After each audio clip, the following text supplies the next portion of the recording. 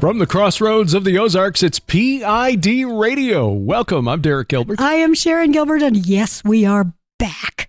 It's been a bit of a vacation for us. We had some good times, drank some eggnog, had some cookies, and now we're a few pounds heavier. Well, actually. Yes, actuarially. No, that's something else. Yeah, not so much because we both dealt with a little virus over Christmas that affected our appetites. Yeah, a little bit, but I bounced back up to where, I had lost, I'd gotten down too skinny, and now I'm back up to the 125 where I belong. Today, by the way, is one day after your birthday. It is also the birthday of a very good friend of ours, Theo Todd. Oh, yes. Happy birthday, Theo. This is quite an auspicious weekend. Isn't it, though? Because yesterday was your birthday. Yeah. You're a little older than Theo. Yeah, just a little bit. 60-second trip around the sun. Yeah. And Sunday is Dr. Judd Burton's birthday. Who's a little older than Theo. Yeah, a little younger than me, but a little older than Theo. So somewhere in between. So yes, it's sort of all the birthday togethers. We're calling it the Geek End. Instead of the weekend, it's the Geek End. I love that. So mark your calendars for next year, January the 5th through the 7th. Yes, the annual Geek End. Theo is a very, very intelligent young man. He's reads amazing. Well beyond his grade level. He created for us, out of Legos, a laboratory. I know. I love it. And check the show notes. I'll put a picture of the laboratory in the show notes at pidradio.com so you can see exactly what we're talking about. And the figurines in there are from Timmy at Fringe Figurines, who's created Fringe Figures, right. He's created figurine, that's sort of a diet thing from way back in the day. And, action figures, figurines. These are action figures? Well, yeah, they are. They're just small. He's done figures of, Judd, the two of us, Doug Van Dorn, Mike Heiser. There is a wonderful one of you and Kenny C. and myself at in the booth of a restaurant. Yeah, where was that? Was that in... we were in... Jeffersonville? Oh, it was. No, it was in Pennsylvania. We had just been to Mike Heiser's memorial. Right. And so at the conclusion of everything, we were saying goodbye to Kenny. We stopped at a great restaurant and had some really good food. And we took a picture. So I think Kenny took the picture, but took a picture of us there in the booth. And so it has been Legoized. Yeah. Timmy at Fringe Figures put that together and immortalized us there. So anyway, we'll include the laboratory, including the Lego Us, thanks to Timmy and Theo Todd for creating the laboratory. So brilliant design. We need a Grace. Yeah. Yes. We've got a Sam somewhere, and I apologize. Sorry, Fringe. I cannot find my Sam. Sam Lego? Yeah, there was a little dachshund and a little bitty white dog that reminded me of Murphy back in the day. Yeah. And the figure of me that came with that had a little pooper scooper. And yes, there were itty bitty little poops. Yeah. Oh, yeah. Appropriate. Because a Lego dog would, Yeah. Well, Grace is out in the barn with us right now. She is here on the floor next to me. Hi, Grace.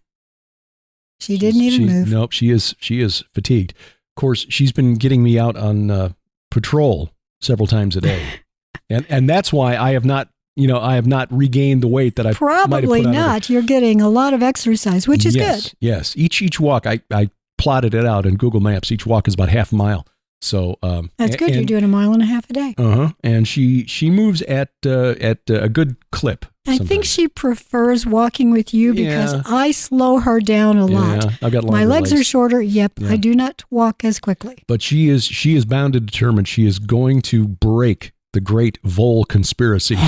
Lord Voldemort. Yeah, we've got Volhalla out there in our property with their little holes everywhere, and she comes back in with Volhola. Yeah, exactly. Yeah, Volhola comes in with mud in her nose from digging down in there. She's sure she's going to catch one of them. It's like, she does love doing that. They are way underground. They hear you coming. They're not going to. Well, I'm glad you do that with her because, first of all, it's a good way for the two of you to bond, and she really has bonded well with you. But the other thing is that she is a working dog. Mm-hmm. Her breed, she's a flat-coated retriever, and they're working dogs. She needs a job. Yeah, and clearly she takes it very seriously because she starts getting very anxious when it gets about that time on the clock. And she can tell. But it was really interesting. Last night, I interviewed Ali Siadatan for tomorrow night's View from the Bunker. He is Iranian by birth, was raised Muslim, but rejected that and then was led to the Lord Jesus Christ through his research into the UFO phenomenon. Isn't that interesting? Yeah. And he's produced a documentary that you can watch at his website, thinkagainproductions.com. It's right there on the front page. UFOs, Angels, and Demons, I think is the title. Forgive me, Ali, if I've messed up the title. We'll correct it if he has. Yeah, it's there, and he interviewed Chuck Missler and David Jacobs and others.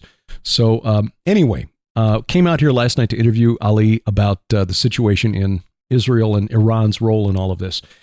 And apparently, 2 minutes after I got out here, you texted me. Where are you? I don't think it was 2 minutes, but it was pretty quick. Yeah, texted back in the barn. Apparently, Grace was not happy. So she came out here and she was here in the barn with me while we talked with Ali for like an hour and 45 minutes and very, very well behaved. Let me just explain why I didn't know where Derek was. I was aware that he had a 5 o'clock interview. Mm-hmm. It was a little after 4. And he hadn't told me he was leaving for the barn. So all I knew is that Grace was very upset, which I thought, Derek must not be in the house. So I was in another room reading. Mm-hmm. So I texted him, and sure enough, he was not in the house. Yeah. Grace was correct. She was telling on you. Yeah. Well, she came out here and she was very well behaved. Only at one point where she started barking because the police pulled somebody over on the highway out in front of the house, and she was very upset about that. But this other is than our that, yard. This is our part of the road. Yeah, go away now. So anyway, we've had an interesting last few weeks. Getting Grace in November, and the Lord's been so good with this addition to our family. And if you follow Grace on her Facebook page, or you follow my page or Derek's, you'll see a lot of Grace pictures there lately because, well, we're frankly fascinated by her. Mm-hmm, mm-hmm. She's cute. Yeah. But there are a lot of things going on in the world. Today is January 6th, which of course resonates with the whole left but it's also, it's Epiphany. Mm-hmm. Which I wrote about, as did you. So today is the day that allegedly the wise men showed up. Yeah, it is still celebrated in the Armenian church, by the way, as Christmas. Today is Christmas.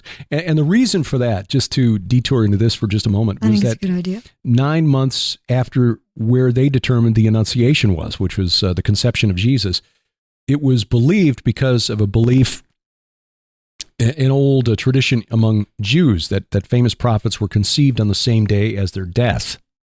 Well, the same day in the year, not the exact same day. Not the same day, but the same day in the year, the same calendar day. And the early church, the Roman church, or rather I should say Latin Christians, because the Roman church really didn't become the Roman Catholic Church until after the 7th and 8th centuries, when Islam destroyed the other centers of Christianity. Antioch, gone. Alexandria, gone. Jerusalem, gone.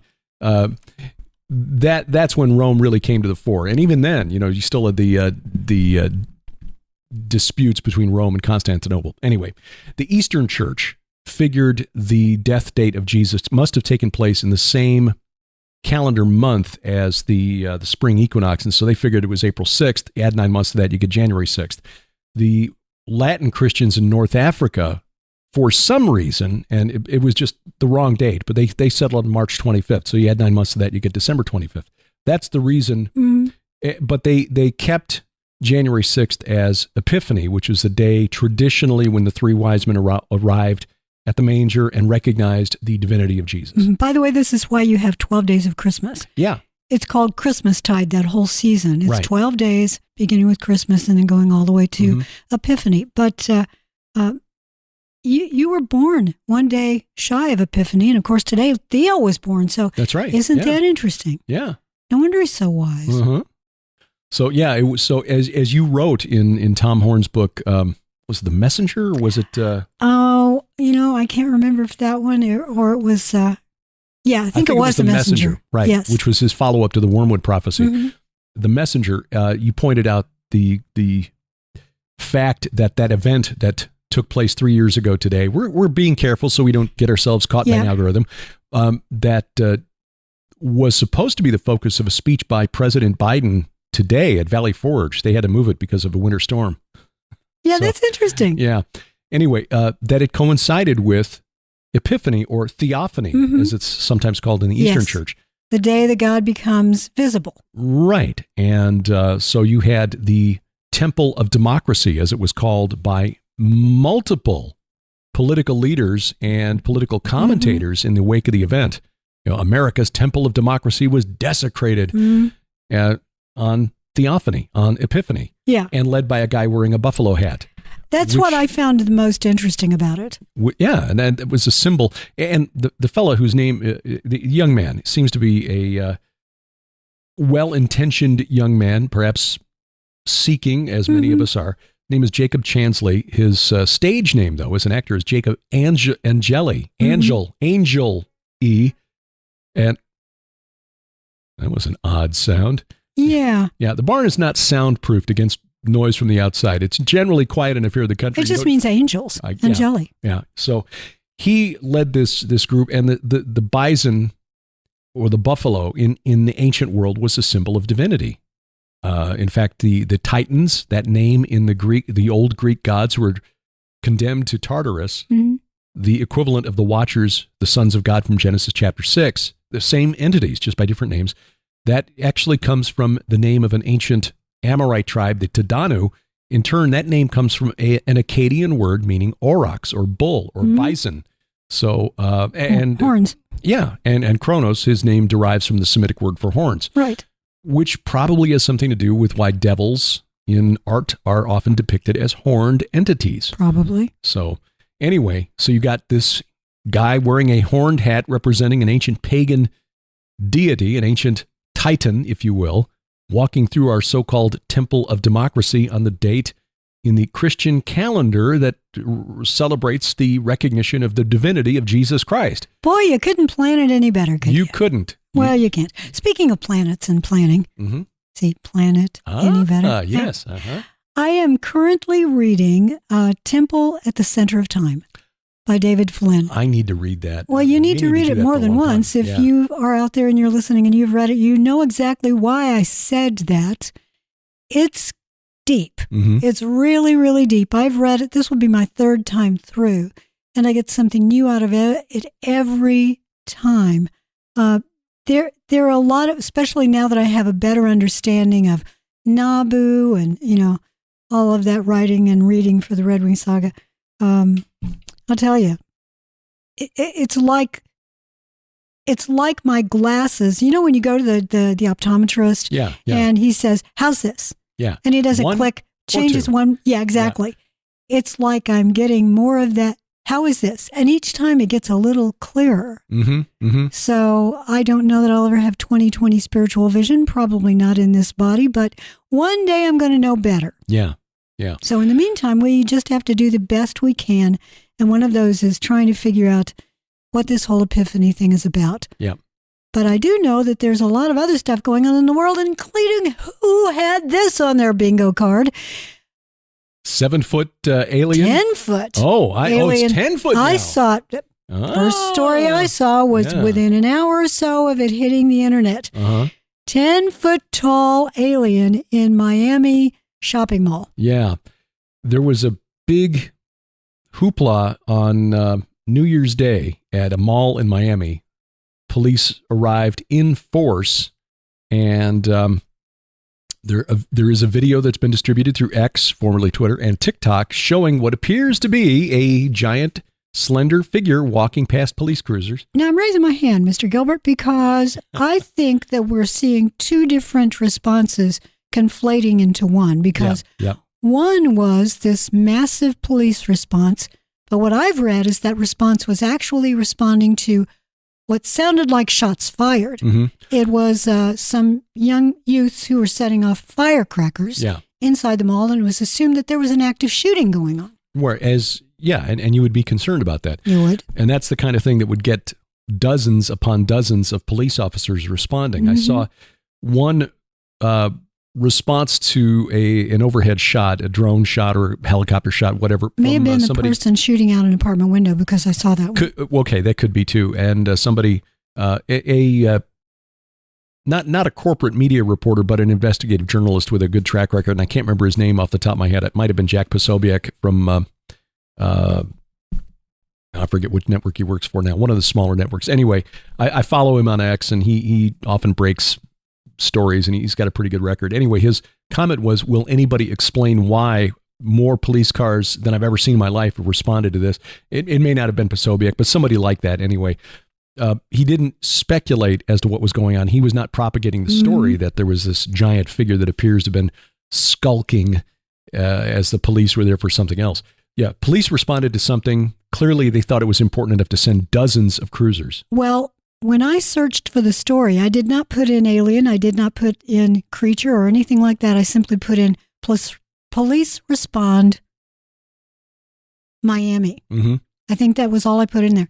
And I got the story about the boys. And it had happened one day before the so-called alien.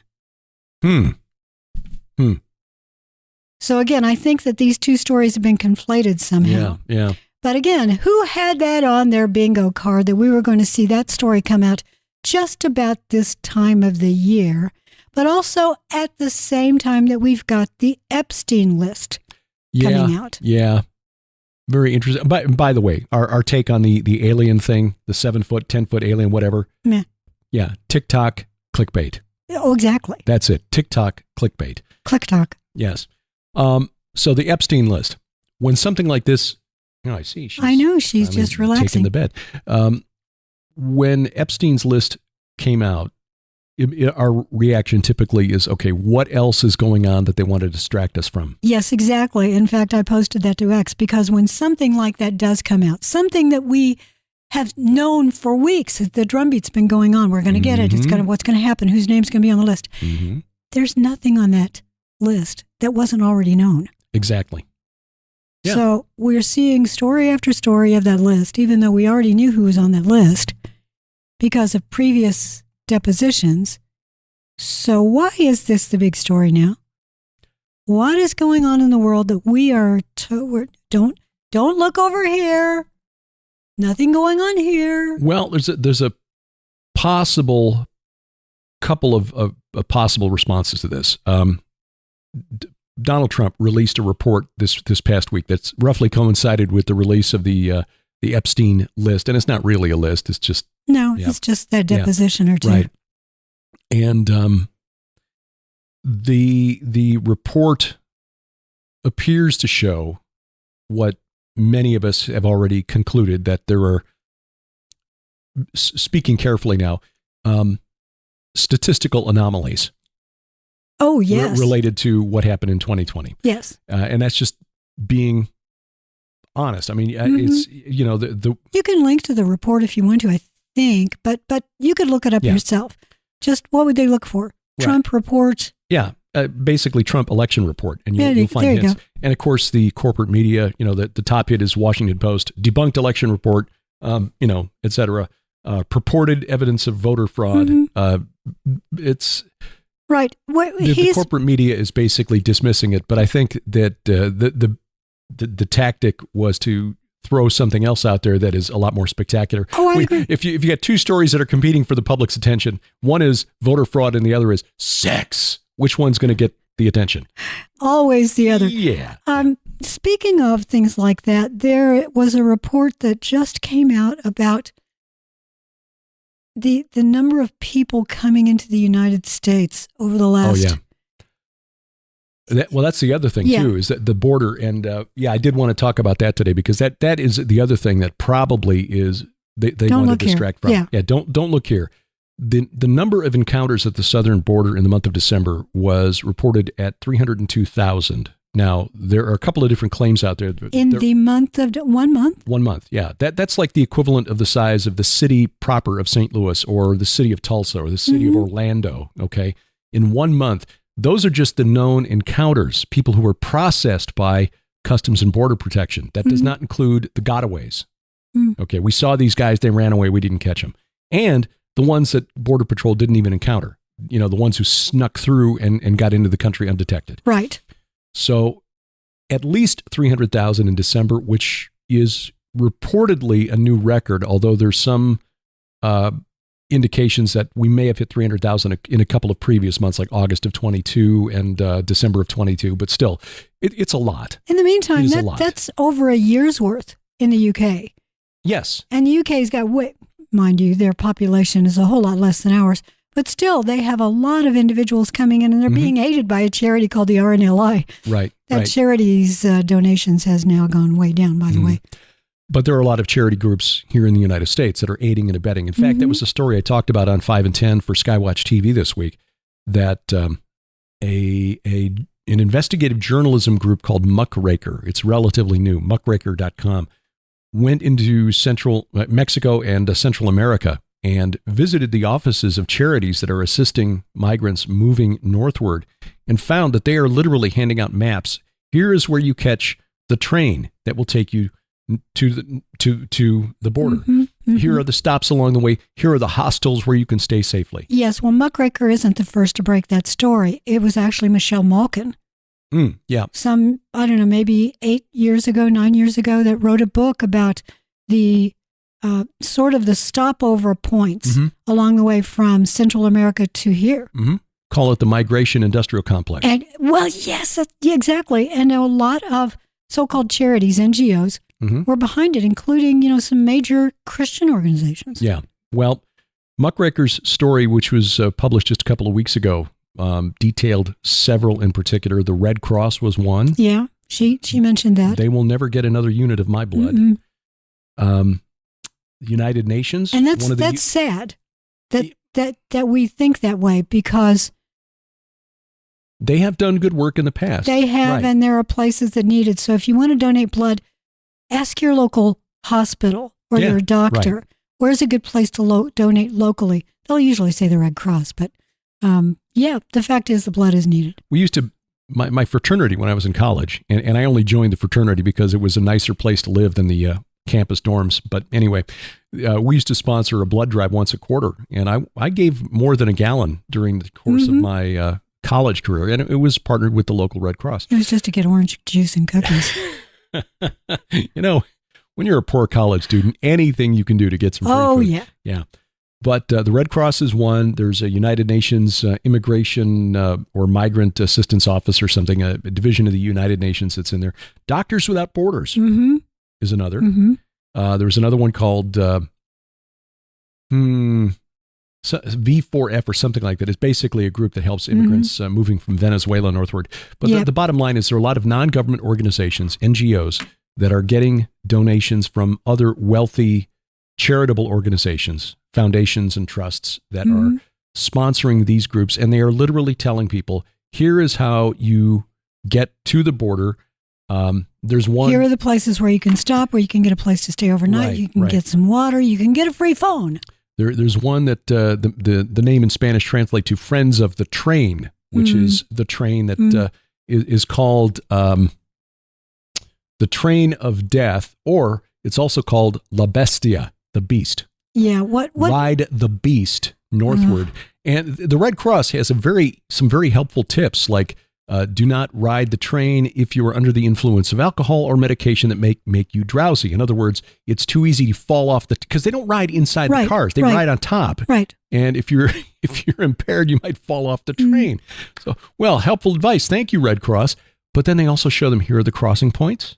And the corporate media doesn't report on these maps that are being handed out, because most of the people who use the maps, once they get close to the border, they just throw them away. And they're not going to report it because the corporate media is by and large owned by leftist individuals who are donating to these NGOs. Yeah. The other thing that was really surprising was finding out that the number of people crossing into the country illegally the last couple of months has exceeded the number of babies being born in the United States to American citizens. Yeah, that's the big shock for me. I was well aware that our fertility rate is way down amongst certain groups.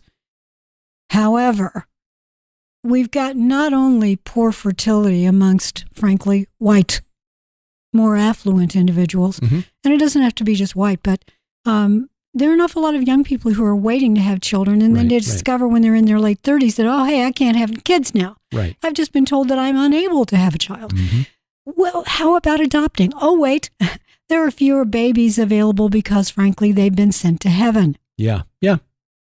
For the 5th year in a row, this report just came out, the 5th year in a row, the number one cause of death worldwide is babies going to heaven before they're born. Uh-huh. We'll just put it that way. Right. 5 years consecutive now. Yeah.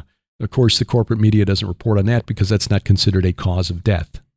Because, they were just a clump of cells, not really alive. Yeah. No, not so much.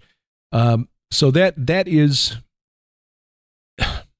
I just wonder about the actual motives for this sort of unrestricted migration. Because Europe is dealing with it. UK is dealing with it. We're dealing with it here in North America. Is it simply economic? I mean, when you're in an economy that is based on consumption, if your population is shrinking, you cannot grow the economy.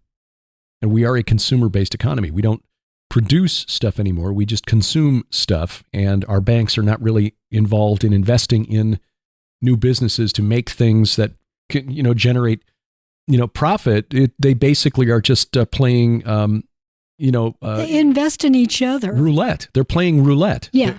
They're betting quatloos on stuff. Yeah. And they depend on us buying things and spending money for the economy. But if the population is shrinking, you cannot grow the economy. Now let's move away from things that we learned last year. Let's start talking about, since this is the first PID radio of 2024. What do you see coming? Well, put on your little glasses. Obviously, the election is going to be a big deal. President Biden just dropped his first campaign ad, and it augurs for a really, really nasty campaign. It basically categorizes anybody who voted Republican in the last presidential election as a threat to national security. I mean, the whole ad was protests, January 6th. Yeah, but that doesn't surprise me. It is. Nor should it surprise any of our listeners, because that's been weaponized over the last couple of years. It really has been. But for that to be, okay, here's the tone. We're setting the tone for 2024. Frankly, I'm a little surprised that Biden is still by all accounts, he's going to run. I'm surprised he's awake. Well, yeah. I mean, when you watch that ad, and I'm not going to link to it, but you can find it. It's out there on social media. The White House will be more than happy for you to find it on YouTube, the White House YouTube channel. The narration, the voiceover that President Biden did, I mean, knowing a little bit now, as we do, about audio and video production, realizing that something like that is not done in one take, okay? Or it's an AI. It would have been better if it had been an AI. See, that's my point, is that President Biden slurs his way through the copy as though he's drunk, which he's not. Let's face it, he's just getting older. 82 years old. I find the same thing. I'm not 82. I'm going to be 72 this year, but I notice that there are some days where it's just a little, it's like your tongue feels thick. Yes. Yeah, you just get older and dry mouth, things like that. Going through the same thing. The muscles in your face just don't work as well as they used to. For whatever reason. You need to talk more. That's it, more practice. So pronunciation, reading, just, elocution becomes a little more difficult. President Biden is just at an age where he should have been allowed to retire back in 2017. Yeah. As soon as he got out of office as vice president, he should have retired. Yeah.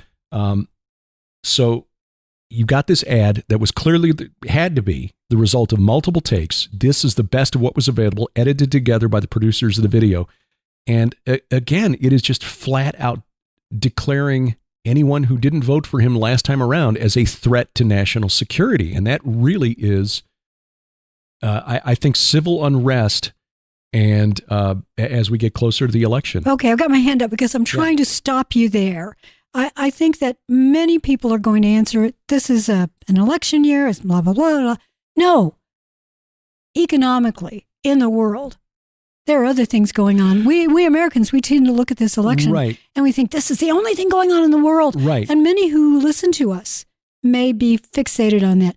Let's look away. Yeah. I was gonna say, having said all of that, now let's add the but. Yes. Yeah. However, yeah, because everything before the but is yes. Yeah. That is like the Miami giant alien Nephilim. A distraction to what is really going on around the world. It was a giant Joe Biden down there. It was one of those inflatable things outside of a car dealership. Oh, gosh, I think that could have run our country a whole lot better, actually. Yeah. After what happened 4 years ago, I think we just need to remember as Christians that regardless of what happens in October or November this coming year. It was 3 years ago. You mean as far as the election or 4 years ago? Yeah. Well, just a little over 3 years ago. Okay. Yeah. 2020, fall of 2020. As Carl Gallup said, God didn't wake up the next morning, slap himself in the forehead and say, boy, I didn't see that coming. No. Whatever happens will happen. Do your job. Yes. Do the best you can with the day you have and the rights that you are given. And remember that at the end of the day, we are still citizens first and foremost of a kingdom, and we are ambassadors for our king. So Amen. that is our number one job. Now, civil unrest is worth keeping an eye on because it may affect your safety and security, the security of your family, something you need to pay attention to. Supply chain. We need to look at supply chain because... a supply chain really quickly, just even here locally, you can't find eggs. Yeah, which is... The grocery stores, I know. Avian flu is affecting a lot of farms, but I think there are other reasons why the supply chain is very close to being broken.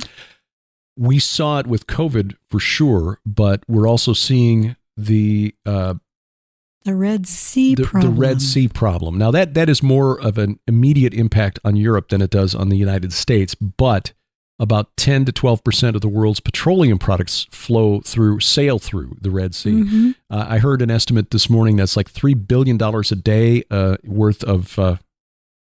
Is it 3 billion or 9 billion? Anyway, billion. Wouldn't be surprised if it's 9. It's a lot. Yeah, billions of dollars a day worth of goods sail through the Red Sea. Normally, something like 21,000 ships a year, cargo vessels, transit the Red Sea because that's how you get from Asia and India to the Suez Canal, which is a much faster route for getting to Europe and to the east coast of North America than going around the Cape of Good Hope, which is the southern tip of Africa. That adds anywhere from 14 to 21 days to the voyage, and obviously adds a lot of cost and risk.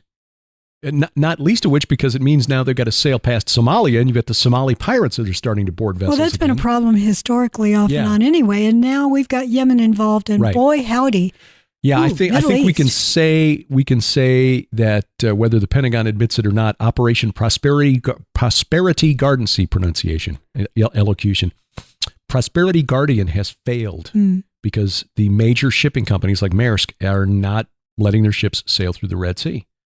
Yemen has shown that a small, you see them usually described as ragtag force with a few relatively cheap missiles can actually shut down about 10% of the global or just trade. A few boats.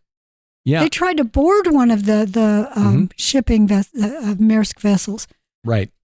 And this was a bit of an escalation last week where U.S. helicopters from the USS Eisenhower and another one of our warships, the name escapes me. No, Ford is sailing from the Mediterranean back to Norfolk. But no, the Eisenhower and another one. Yeah, another ship. Anyway, basically sank 3 of their boats and killed 10 Yemeni sailors. So the Yemenis are saying that we will pay the price. Iran is calling it an escalation. And Maersk is saying, we're not going to take the risk of sending our ships through the Red Sea anymore. Now, what the corporate media is not really reporting is that that Russian ships and Chinese ships, they're leaving them alone. So it's ships connected to Israel, but also ships that are just headed for Europe because they're backing Israel. Well, they went after a Singapore ship.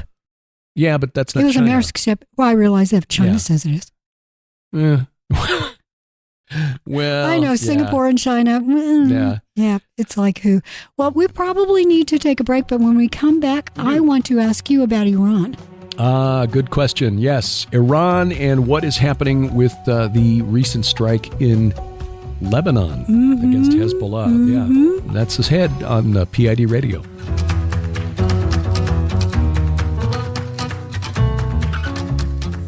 Sharon and I really appreciate your support, and that's why every single month we want to make a special offer available to you at the Gilbert House store. And now that we're into the holidays, we're offering extra specials. We really are. You know, last year we had some holiday specials that people just really enjoyed getting.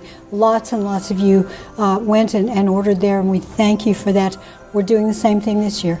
Lots of great deals, including Red Wing Saga specials, Derek's book specials, and blowout prices on all of our DVDs. Yes, but if you prefer streaming video, so you get instant access in full HD. And no shipping. And no shipping, right. We've got special discounts available now at our online streaming site, gilberthouse.org/video. That includes even our full-length travel documentaries, our Wars of the Gods Volume 1 and Volume 2, now at a special discounted price through the end of January. That is such a deal. And by the way, those of you who have loved Vicki Joy Anderson's book, They Only Come Out at Night, that book is also on special December and January. We want to make this information available to you. We understand that around the holidays, finances get a little tight, so we're offering special pricing on just about everything in our online store. We're all in the middle of a battlefield. We are. And we all need good information. Please take advantage of our special offers, gilberthouse.org/video and gilberthouse.org/store. And thank you for your prayers and support. Amen.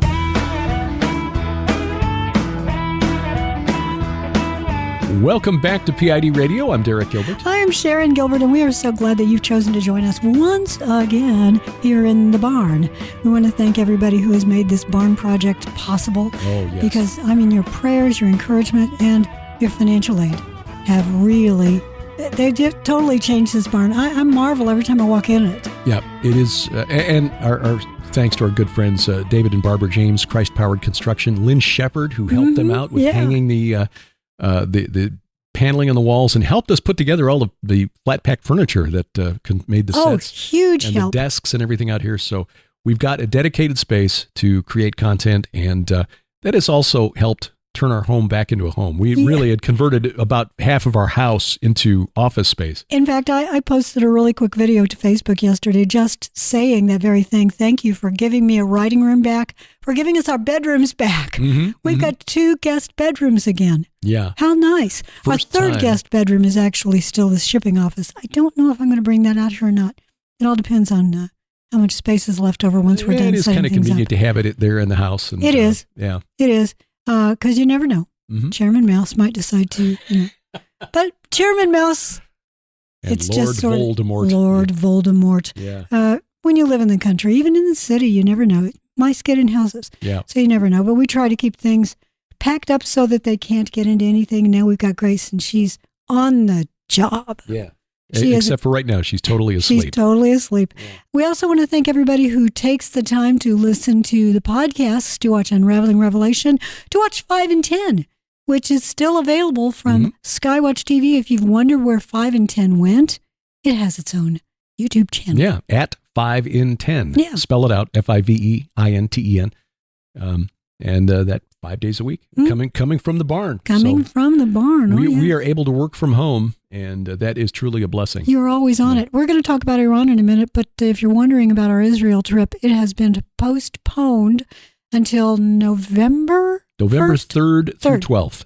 And there will be an optional 3-day extension to Jordan following that. So if you go with us to Jordan, as we recommend, it'll be like 3rd through the 14th. Yeah, really. So if you decide you want to go, and we're praying that everything's over very quickly now in that region, and we can plan on going without a problem, without anywhere of safety, then you might want to vote early. Yeah, commit and join us, and we opportunity to travel to Holy Land with Timothy Albarino. Yeah. Go to gilbertsinisrael.com. That's gilbertsinisrael.com. So Iran. Yeah, This is something I talked with Ali Siadatan about. In fact, there are a couple of interviews with him that we aired on Unraveling Revelation back in November. having been raised there and still having relatives there, he's got unique insight. He believes that the mullahs are seeing this perhaps as their last best chance of perhaps prompting the Mahdi to return. Oh, that makes them more dangerous. It does. Now, Shia Islam, and I'm going to be talking with Dr. Timothy Furnish here in another week or so.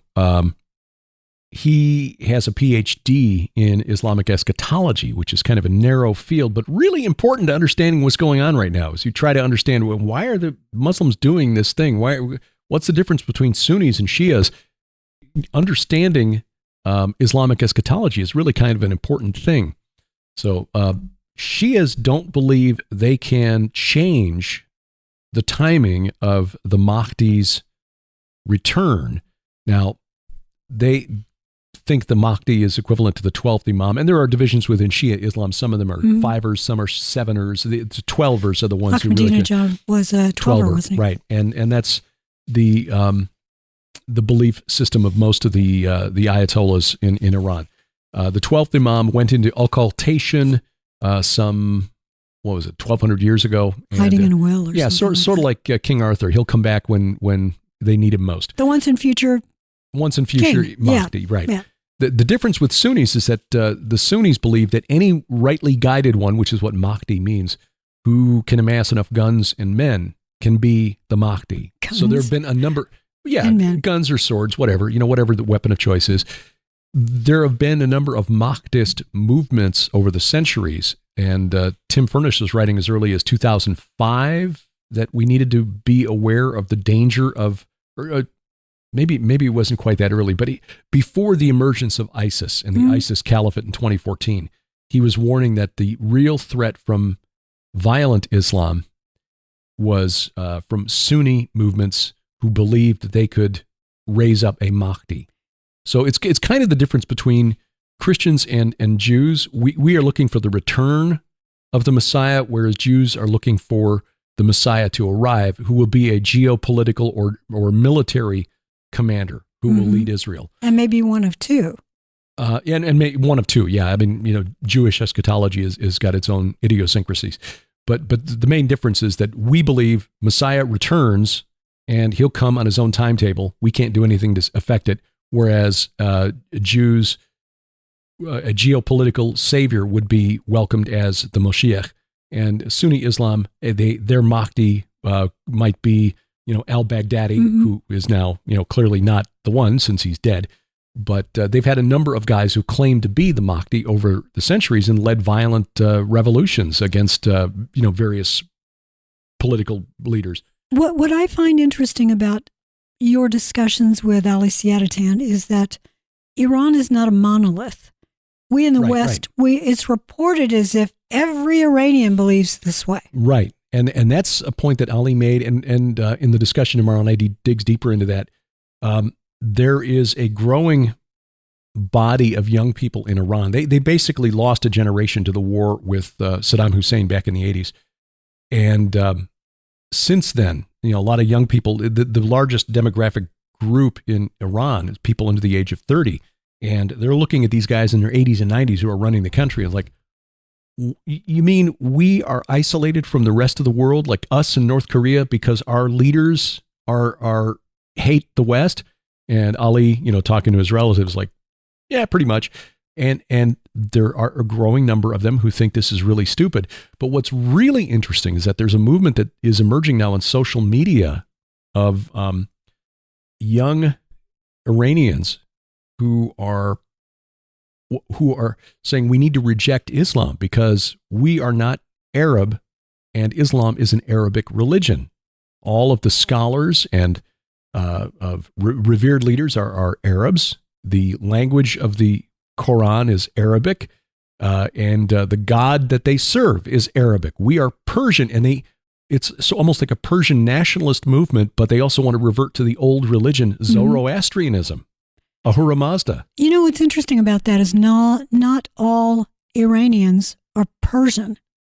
Some who live in Iran have come from other countries like India, so that they identify as Iranian, but they are not Persian. Yeah.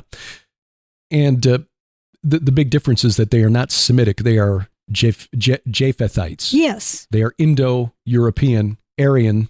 And this is why Hitler sent his guys down there to perform metrics on what he believed were the true Aryans, in the Tibet region, in Persia, in India.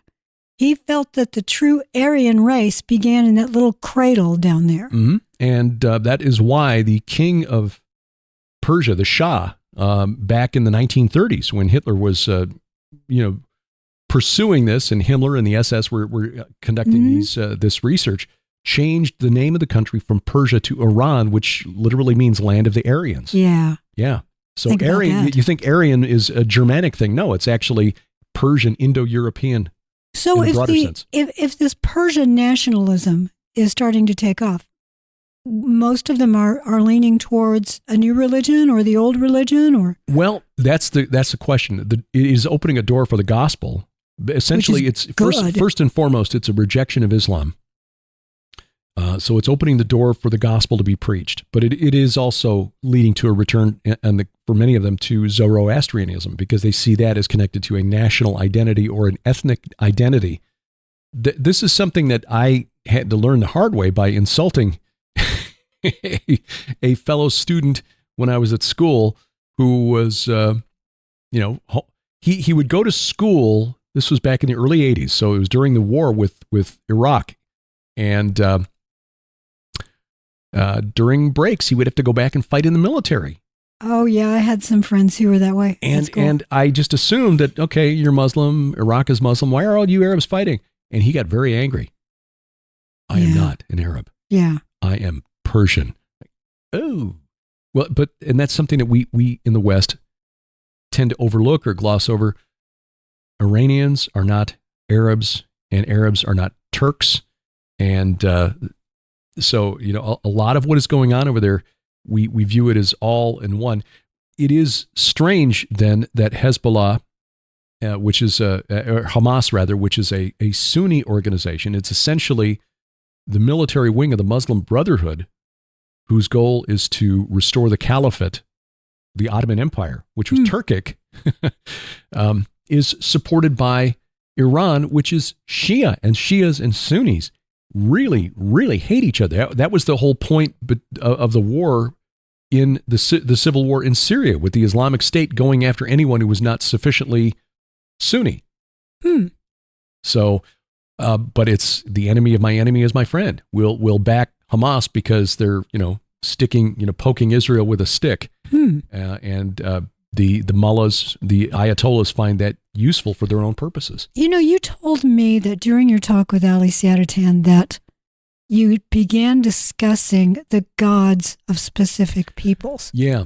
And the bottom of all of this, what you and I take a look at, that's why P.I.D. radio, Peering into Darkness, that's why we call it that, because we're looking at the spirits behind the political activities, the geopolitics, and then there's theopolitics behind all of that. Yeah.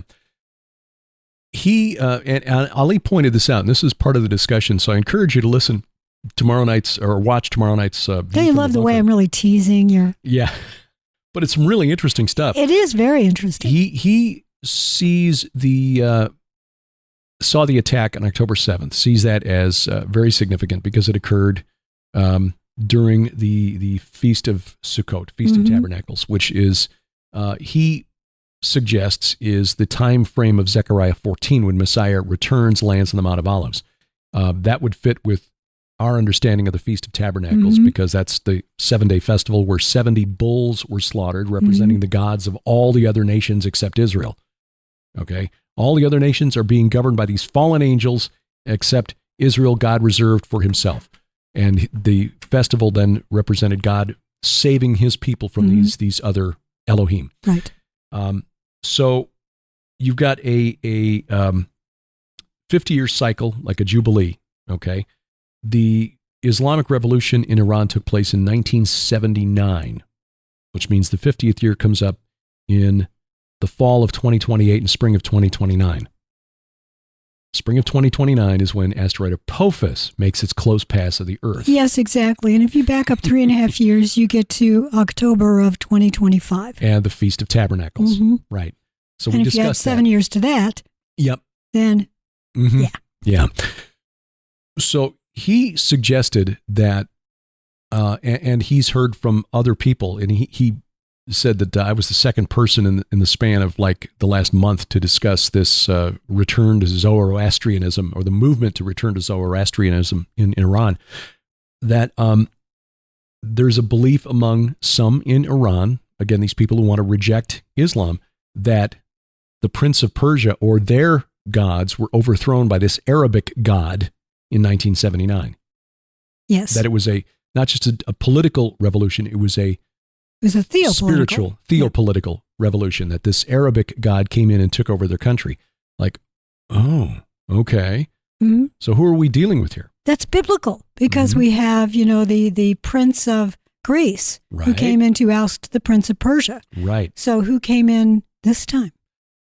Well, I would argue, and I think this should go into the gates of hell, the book we're working on. Yeah, it's not a big hole in our backyard. No. No, we haven't found one quite that big. Yeah, Grace has been investigating, but she hasn't found a hole that big yet. That the entity, and this would be a change from what I put into Bad Moon Rising back in 2018, where I argued that Allah was like a Wizard of Oz type simulacrum of the old gods of Mesopotamia. I think now Allah, Al-Ilah, the God, Elil, Enlil, Molech, Dagon, El of the Canaanites, Shemiyaza, Saturn, Kronos. Yeah, right. I think that's who that is. That he is still exercising power and authority from his prison cell in Tartarus through minions, demonic minions. I think the Prince of Greece would be Satan. Zeus, Jupiter, Thor. The storm god. Yeah, who moved his base of power westward as political power, military power moved westward to first Great Britain and then the United States. It's not a coincidence that the United States Capitol is named for the Capitolium, the temple of Jupiter in Rome. So you've got him, you've got Islam under the power of this other dark god, Shemiyaza, Saturn, Kronos, and the Prince of Persia. Who would that be? I don't know, but if I had to make a guess, I would say Ahura Mazda. I read somewhere, and I've been looking for the source again because I want to cite the source. I believe that Ahura Mazda is equivalent to Marduk. That Marduk is not the storm god. Well, entirely possible. Entirely possible. That may well be who's in charge of it today. Back then, who knows? Because the god who was worshipped by Nabonidus was Nabu. Nabu, yeah. And Nabu is definitely trying to run the world right now. Yeah. Yeah, there's some stuff about Nabu that I just was sort of equating to things that I'm reading in the Temple at the Center of Time. If you do not have that book, they may still have it at the Skywatch TV store. Pretty sure they do. And probably available on Kindle. Probably. Yeah. It's worth it. Yeah, David Flynn, Temple at the Center of Time.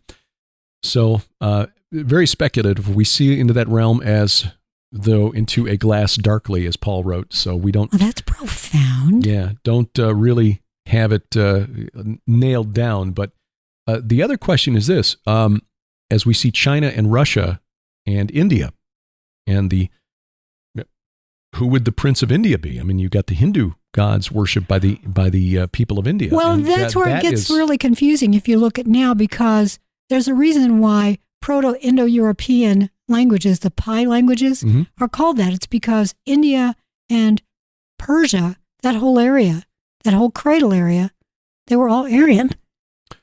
They were all Japhethites. Yeah. Japhethites. Proto. Yeah.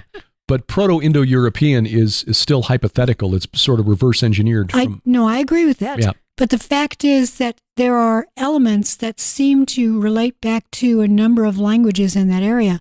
So I don't think that India, what we call India, was monolithic either. No, it was not. Nor is it today. In fact, there is a big backlash against Buddhists and also against Muslims. Hindu is becoming the big thing. Right, and Christians too. Yes. Yeah. They're trying, it's very nationalist. in a religious way. Right. Modi is really promoting that. Uh-huh. And that is, in fact, they wanted to change the name of what India is referred to. What was it? It was actually spelled that way at his most recent meeting of the Security Council? It was the G7, I thought, or G20. I'll look that up. Yeah. Anyway, they're definitely promoting a nationalist agenda, and the reason that I find this puzzling and spend a lot of time thinking about it is because you've got Brazil, Russia, India, China, and then South Africa sort of tacked on at the end as a counterweight, an opposing bloc to the G7, which are the main Western economies. Bharat. Okay. Bharat. Bharat. Right. I think it was the Western world that named it India. Sure. In terms of what they call purchasing power parity, which is some formula they use to equate PPP? Gross domestic product versus cost of living or something. The BRICS nations now exceed the G7 in GDP when you calculate it that way. BRICS, in case you are not familiar, BRICS. Yeah. Brazil, Russia, India, China, South Africa. Right. But as of January 1st, also now including the UAE, Saudi Arabia. Ooh, that's big. It is. Now, India and China still squabble over a disputed border in the Himalayas. They occasionally will have these really nasty brawls that break out between Indian troops and Chinese troops. Well, and there are also monks in Nepal who periodically set themselves on fire. So they're not all on the same page politically, but when you get China and India together, you've got a big chunk of the world's population. And then when you add Russia, Iran will be part of this group as well, Saudi Arabia, and the UAE, you've got a big chunk of the world's natural gas and oil. So a big chunk of the world's population and natural resources on one side. You've got the G7 nations, which other than the US and Canada, which are major oil producers and get natural gas producers, if the governments would let us do it, you've got basically just consumer economies on the other side of the equation. Now, is it really a divergence or a bifurcation in the global economy, global political situation, or is it just a Hegelian dialectic being set up by Satan? You know, these two sides are fighting with each other, things will get really bad, and then suddenly the Antichrist will appear to put everything right. I don't know how that's all going to play out. Well, you said a minute ago, we see through a glass darkly, and I think that that is the takeaway from this. We can look at the world and make draw inferences from what we see, but are we 100% right? No, of course not. Of course not. We will invariably, years from now, say, oh, we got that totally wrong, didn't we? Yeah. But we do our best. That's all we can do. Yeah, well, it's like I said, I've already kind of rethought my analysis, my identification of Allah since I wrote that book. Well, and when I mentioned reading through Temple at the Center of Time, as with many great works, you have to read through it many times because you have more context. You've learned more. Now, certain passages will make sense that didn't make sense before, or that you glossed over. The Bible, however, is the ultimate version of that. It is a deep, in fact, I would say bottomless well of and wealth of knowledge. And I could read it every day. If I could read that fast, I could read it every day of my life and still not understand everything. Oh, yeah. Yeah. Understanding it completely would mean understanding the mind of God. Exactly. Completely, and that's just not going to happen. No, because it's more than just the words, and we're reading it in English. Even if I read it in ancient Hebrew and ancient Greek and Aramaic, I still wouldn't get it all. He's not revealed everything. He's revealed everything we need to know, but yeah. And that's something that Isaac Newton was really trying to figure out. And that's one of the things that really drove David Flynn to write Temple at the Center of Time. He'd been reading Newton's works for a while. So I highly recommend that book. Well, I know what my homework is for the rest of the weekend. We all have homework to do. Yeah. Well, we've also got some stuff that we need to get done. Writing, again, that project, the Gates of Hell, we are looking for a fourth quarter release on that. As in Joe at Defender, which is Skywatch TV, Joe Horn, he's informed us that we need to turn it in by the end of March. Yeah, middle of March. Oh, I better change my thoughts. Yes. And start putting them on. Speed them up. Yes. More coffee. Turn up the... Speaking of which, we will be introducing coffee to the Gilbert House store soon. Yeah, Kevlar Joe's Coffee. We're working on developing some blends for us. So we'll be announcing that in the weeks ahead. There's an Amazing Grace blend. Yes, Snarling Dachshund, which we had to have. Yeah, and Bunker Buster. Oh yeah. So, but we will announce those as soon as those are available. Should be within the next few weeks, and. Of course, we appreciate you taking advantage of the specials at the Gilbert House store. Also, 20% off on streaming video at our streaming video site, which we continuously forget to talk about. I know, we always do. But we've got a lot of our conference presentations and long-form teachings available. Also, our 2 travelogue-mentaries of our tours to Israel, so you can see what it's like on the ground in the Holy Land. By the way, all DVDs at the Gilbert House store are $10 till the end of this month. Right, so it's kind of a blowout. Not every one. You can't get every DVD we have for a total of just $10, but each DVD will cost you $10. Right. But if you're overseas and you want to get instant access in full HD instead of DVD quality, you can do that for on some of these for as little as $2.95 for a 7-day rental, and then of course 20% off. That's a deal. So that's through the end of this month at gilberthouse.org/video. There you go. Tomorrow night, Elise Siadatan on A View from the Bunker, and on Monday what are we doing on Monday? No, I don't know. Unraveling Revelation. New episode of Unraveling Revelation, actually going back and looking at the chiefs of the Gibborim. Yeah, we've been running some best of kind of things during our holiday because you have to record these programs several weeks in advance. Right. And we just wanted to take some time off. Yep. But so no, we've not recorded a new one since then. So, but we do have a new one coming out a week from Monday. Oh, yay. Yeah, got one on the 14th, and that will be on Should Christians Support Israel? I remember that one. Yeah. I was there. You were there. Was I? Was I there? And join us tomorrow morning for our Bible study, the Gilbert House Fellowship at gilberthouse.org. And we'll be celebrating communion tomorrow morning because we did not meet last Sunday. Yes. So until then, I'm Derek Gilbert. I'm Sharon Gilbert, and for Grace Gilbert. Bye-bye, everybody. P.I.D. Radio is produced by Gilbert House and released under Creative Commons Attribution Non-Commercial No Derivatives 4.0 International License. Follow us online, Twitter @P.I.D. Radio, or the P.I.D. Radio page at Facebook. Join us each week for our online Bible study, the Gilbert House Fellowship, online at gilberthouse.org.